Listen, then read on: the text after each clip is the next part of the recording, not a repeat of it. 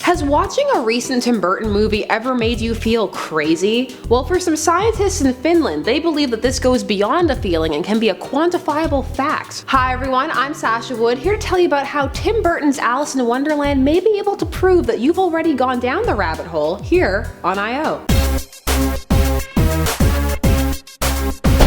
Before we get started, I have to ask you guys, what is your favorite Tim Burton film? Let me know in the comments down below. For me, 1989, Batman, childhood nostalgia forever. If you're also a fan of Tim Burton's films, hit that like button. It appears that there is even more to this 2010 Tim Burton movie than meets the eye. A team of Finnish scientists believes that they have proved that the viewing experience is different in the average and the psychotic brain when watching Alice in Wonderland. This is predicated on their definition of psychosis, which is psychosis, a mental health problem that causes people to perceive or interpret things differently from those around them, and might involve hallucinations or delusions. Early diagnosis of psychosis can be quite difficult, as the patterns have not begun to imprint themselves fully on the brain in the early episodes, so they are not hardwired into complete patterns that can be viewed yet. However, these scientists believe that they may have found a way to rectify this early recognition problem. Eva Candy of the Aalto University in Helsinki claims, "We found that by monitoring activity in a region known as the precuneus, we were able to distinguish patients from control subjects especially well." All of the subjects viewed Tim Burton's Alice in Wonderland. In total, there were 46 people who had just suffered from their first psychotic episode and 32 controls, or average people who had not had a psychotic break. Researchers claim that there is a significant difference in the precuneus zone of the brain based on who was viewing the film. This area of the brain is associated with memory, spatial and visual awareness, and aspects of consciousness. They were able to achieve an